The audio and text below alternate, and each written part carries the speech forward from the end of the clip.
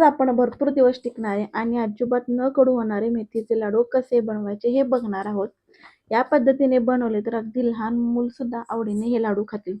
एवढे छान होतात. अजिबात कडू होत नाहीत. याचे साहित्य मी वाटी आणि ग्रॅम या मापाने देत आहे. म्हणजे तुम्ही करणार असाल तर तुम्हाला सोपं जातील. 1 किलोच्या प्रमाणामध्ये लाडू आपण बनवणार आहे. चला तर मग सुरुवात करूया. 1 वाटी मेथीदाणे घ्यायचे आहेत, म्हणजे 100 ग्रॅम एवढे हलकेसे गरम करून घ्यायचे आहेत. ह्याला खूप जास्त भाजायचं नाही. मेथीदाणे जास्त भाजले गेले तर लाडू कडू होऊ शकतात. त्यामुळे फक्त 1 मिनिट ह्यालाच गरम करायचे. तेही ह्याची पावडर चांगली बारीक व्हावी म्हणून. तर ह्याची मी मिक्सरमध्ये चांगली पावडर तयार करून घेते. तर मी बारीक करून घेऊन एका भांड्यामध्ये काढते. आता मी दूध घेतलं आहे. ज्या वाटीने आपण मेथी घेतली आहे त्याच प्रमाणाने 1.5 वाटी दूध घ्यायचं आहे. थोडं थोडं करून दूध घालायचं आहे आणि ह्याची छान पेस्ट करायची आणि हे छान भिजण्यासाठी ठेवायचे आहेत. तुम्हाला वाटत असेल दूध घातल्यानंतर हे लाडू टिकतात का? तर हो, टिकतात. त्याची योग्य पद्धत वापरण्याची जर असेल तर लाडू 1-1.5 महिना लाडू टिकतात. अजिबात खराब होत नाहीत. आता काही ड्रायफ्रुट्स मी घेतलेले आहेत. ते तुपात भाजून घेते. इथे कढई गरम करायला ठेवली आहे. 1 वाटी तूप घेतलेलं आहे, म्हणजेच 125 ग्रॅम. त्यातलं थोडंसं तूप कढईत घालायचं. आपल्याला तर इथे मी अर्धी वाटी म्हणजे 25 ग्रॅम काजू, 25 ग्रॅम बदाम, 2 प्रकारच्या भोपळ्याच्या बिया घेतलेल्या आहेत. त्या मी हलक्याशा परतून घेते. ते परतून झालं की काढून घ्यायचं आहेत आपल्याला. ते थंड होण्यासाठी ठेवायचे आहेत. यानंतर त्याच कढईमध्ये 1 वाटी मखाना घेतलेला आहे. मखाना सुद्धा तुपावरती छान भाजून घ्यायचा आहे. तो क्रिस्पी होईपर्यंत भाजायचा आहे. जर तुमच्याकडे मखाना नसेल, नाही वापरला तरी चालेल. मखाना परतून झाला की ते मी काढून घेते. आता त्याच कढईमध्ये अर्धी वाटी म्हणजे 50 ग्रॅम डिंक घेतलेला आहे. तो सुद्धा तुपामध्ये तळून घेते. छान तळून झाला की काढून घेऊया आणि थंड व्हायला ठेवायचं आहे. तर तुम्ही बघू शकता इथे आपला डिंक छान तळून झालेला आहे. असाच लालसर होईपर्यंत तळून घ्यायचा आहे. डिंक तळून झाले की आपल्याला आता खजूर भाजून घ्यायचे आहेत. तर बघू शकता तुम्ही खजूरचा वापर करते आहे. तुम्हाला जर खजूर नको असतील तर तुम्ही खारीक पावडर याचा सुद्धा वापर करू शकता. पण मी ते खजूरचा वापर करते. खजूर सुद्धा तुपात छान भाजून घ्यायचे आहेत. तर इथं मी 100 ग्रॅम खजूर घेतलेले आहेत, म्हणजेच 1.5 वाटी खजूर घेतलेले आहेत. तर अशा पद्धतीने माझे खजूर तुपात भाजून झालेले आहेत. ते आता मी एका प्लेटमध्ये काढून घेते. याच पद्धतीने 2 वाट्या सुक्क खोबरं भाजून घ्यायचं आहे. ग्रॅममध्ये 100 ग्रॅम एवढा आहे. कमी गॅसवर सतत हलवत याचा खरपूस असं भाजून घ्यायचं आहे. थोडासा गोल्डन कलर येईपर्यंत भाजायचे. यामुळे आपले लाडू भरपूर दिवस टिकतात आणि चवीलाही छान लागतात. तर ह्या पद्धतीने आपल्याला खोबरं भाजून घ्यायचं आहे. हलकंसं गोल्डन ब्राऊन कलर झालं की त्याला साईडला काढून ठेवायचं. जास्त परतायचं नाही, तर गारव्याला ठेवायचे. आता ह्याच कढईमध्ये 2 वाट्या गव्हाचं पीठ घेते मी, म्हणजे 200 ग्रॅम पीठ आहे. सुरुवातीला तूप न घालता तसंच भाजून घ्यायचं आहे. गॅस बारीक करून सतत हलवत ते भाजायचं आहे. पीठ असंच थोडंसं भाजलं गेलं की मग तूप एकदाच न घालता थोडं थोडं घालायचं आहे. पीठ जेवढं छान भाजलं जाईल तेवढे लाडू चविष्ट होतात. पीठ भाजून झालं की 2 मोठे चमचे म्हणजेच 25 ग्रॅम खसखस घालते. ती ही खसखस छान भाजून घ्यायची आहे. खसखस ज्या भाजून झाली, आता मी कढईमध्ये थोडंसं तूप टाकते आणि आपण जी मगाशी मेथीची पावडर जी भिजत घातली होती दुधामध्ये, ती बघू शकताय छान भिजली गेलेली आहे. ती या कढईमध्ये परतून घ्यायची आहे.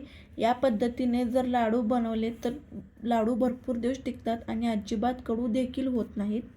आपण मेथीचे प्रमाणसुद्धा भरपूर घेतलेलं आहे बाकीच्या साहित्याच्या तुलनेमध्ये, तरीसुद्धा लाडू अजिबात कडू होत नाहीत. हे लाडू फक्त अशा पद्धतीने दुधामध्ये भिजून घ्यायचे आहेत. साधारण अर्धा तासमध्ये ही पावडर छान भिजली जाते आणि पुन्हा त्याला परतून घ्यायचं आहे. मेथ्या परतत असताना गॅस शक्यतो कमी ठेवायचा आहे आणि याला सतत हलवत राहायचं आहे. तुम्हाला गरजेप्रमाणे तूप घालायचे आहे. यातलं मॉइश्चर आहे ते काढून टाकायचे आहे. जवळपास 15-20 मिनटं परतून घ्यायचं आहे आणि याचा रंग बघू शकताय तुम्ही हलकासा डार्क झालेला आहे. यावेळी समजून जायचं की मेथ्या आपल्या छान भाजलेल्या आहेत. ह्यातलं सगळं मॉइश्चर निघून गेलेलं आहे. ह्या पद्धतीने आपली पावडर छान भाजून घेतलेलं आहे. यातलं सगळं मॉइश्चर निघून गेलं आहे. आता हे आपल्याला गार करायला ठेवायचं आहे. तोपर्यंत आपल्याला ड्रायफ्रूट्स बारीक करून घेऊयात. आता आपण ड्रायफ्रूट्स भाजलेले होते ते थंड झालेत. ते मिक्सरमध्ये बारीक करून घेऊयात. मिक्सरमध्ये बारीक करत असताना शक्यतो डिंक आधी बारीक करायचे. डिंक बारीक करून घेतला की तळलेला असल्यामुळं बारीक होतो लगेच. मग डिंक बारीक करून झाला की ड्रायफ्रूट्स बारीक करून घ्यायचे. तर ड्रायफ्रूट्स मी हलकेसे जाडसर ठेवणार आहे, खूप अगदी पावडर करणार नाही. तर ड्रायफ्रूट्ससुद्धा बारीक करून झालेत. आता आपल्याला एक परात घ्यायची आहे. परातीमध्ये आपण सर्वात प्रथम भाजलेलं खोबरं घ्यायचं आहे. तुम्हाला जर खोबरं जाडसर वाटत असेल तर तुम्ही हाताने ते बारीक करून घेऊ शकता. भाजलेलं खोबरं हाताने जरी बारीक केलं तर ते होतं, पण मिक्सरमध्ये काय होईल, भाजलेलं असल्यामुळे त्याची जास्तच पावडर होईल. त्यामुळे शक्यतो मी हातानेच बारीक करणं तुम्हाला सजेस्ट करेन. मगाशी आपण खजूरसुद्धा तुपामध्ये भाजून घेतलेले होते. ते सुद्धा एकजीव होण्यासाठी आपण मिक्सरमध्ये थोडंसं त्याला फिरवून घेऊयात. तुम्ही बघू शकताय खजूर असे एकसारखे झालेले आहेत. ते आपण आता बारीक केलेल्या खोबऱ्यामध्ये मिक्स करून घ्यायचे. आता यामध्ये मेथीची पावडर ती सुद्धा आपल्याला मिक्स करून घ्यायची आहे. सोबतच गव्हाचं पीठसुद्धा यामध्ये घालायचं आहे.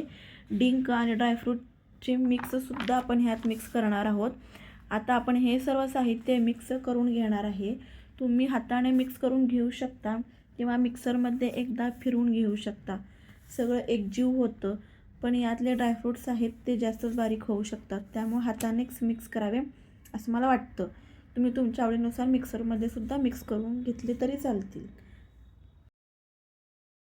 तुम्ही बघू शकताय मी सर्व साहित्य एकत्र केलेलं आहे आणि ते एकसारखं सगळे पदार्थ मिक्स होतील अशा पद्धतीने तुम्हाला ते मिक्स करायचे आहेत. तर तुम्ही इथे बघू शकताय मी अशा प्रकारे सगळं मिश्रण एकत्र एकजीव केलेलं आहे. तुम्ही अशा पद्धतीने सुद्धा लाडू बांधू शकता. जर तुम्हाला गूळ किंवा साखर पावडरचे जर तुम्हाला घालून ते तुम्हाला जर बनवायचे नसतील, तुम्हाला असेच खायचे असतील, असे पण लाडू छान लागतात. कारण त्यात थोडासा गोडसरपणा आहे. कशामुळे तर आपण मगाशी ह्याच्यामध्ये खजूर घातलेले होते, त्या खजूरचा थोडासा गोडसरपणा सुद्धा असा लागू शकतो. असे पण लाडू खायला छान लागतात. पण ज्यांना कोणाला जास्तच गोड आवडतात बाबा लाडू, तर तुम्ही ह्याच्यामध्ये साखर पावडर घालू शकता किंवा गूळ वितळूनसुद्धा घालू शकता. आता सेम त्याच कढईमध्ये मी 2 वाट्या म्हणजेच 250 ग्रॅम गूळ घेतलेला आहे. थोडासा बारीक करून घेतलेला आहे तो गूळ, म्हणजे वितळायला पटकन जाईल. ह्याला फक्त वितळवून घ्यायचं आहे. आपल्याला गॅस बारीक करून ठेवायचा आहे. सतत हलवत गूळ वितळवून घ्यायचे. गॅस मोठा ठेवला तर गूळ जळू शकतो. त्यामुळे आपल्याला काय का होईना गॅस बारीकच ठेवायचा आहे. जर गूळ जळला तर त्याची टेस्ट बिघडू शकते. गूळ मेल्ट होईपर्यंतच गॅस चालू ठेवायचा आहे. गूळ आपला एकदाचा मेल्ट झाला की तुम्ही गॅस बंद करायचा आहे. जर गूळ पुढं गेला तर तो कडक होऊ शकतो आणि त्यामुळे आपले लाडू बिघडू शकतात. त्यामुळे जास्त वेळ गुळाला शिजवायचं नाही आहे. थोडासा मेल्ट झाला की गॅस लगेच बंद करायचा आहे. आता हा गूळ आपल्याला त्या सर्व साहित्यामध्ये मिक्स करून घ्यायचा आहे आणि तो पटकन मिक्स करायचा आहे. हे पटकन मिक्स करणंसुद्धा खूप गरजेचं आहे. हे मी सगळं व्यवस्थित मिक्स करून घेते. या पद्धतीने लाडू बनवले तर मिश्रण कोरडं पडत नाही. त्याला व्यवस्थित गरम असतानाच मिक्स करून घ्यायचं.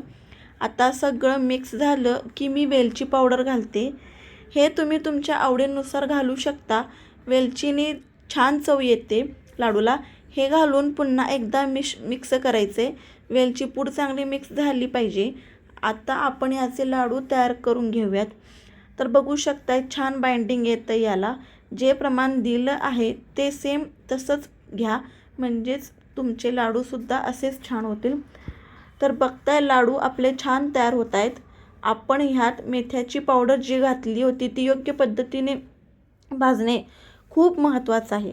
तुम्हाला जर वाटलं मिश्रण कोरडं आहे तर थोडंसं तूप घालू शकता, पण माझ्या पद्धतीने केलं तर याची गरज पडणार नाही. तर इथे मी 30 ते 35 लाडू बांधून घेतले आहेत आणि 1 किलो वजन झालेलं आहे.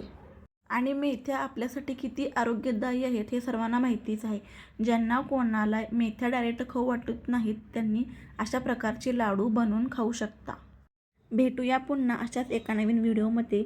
आणि चॅनलवर जर नवीन असाल तर नक्की सबस्क्राईब करा आणि लाईक करायला विसरू नका. Bye bye.